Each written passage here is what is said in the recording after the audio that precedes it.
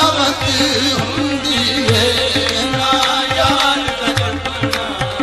हर वेले आशिक दी तलावत हुंदी ना जपना दा जपना हर वेले आशिक दी तलावत हुंदी ना यार दा जपना हर वेले आशिक दी तलावत हुंदी। जो पूजा कर दे माही दी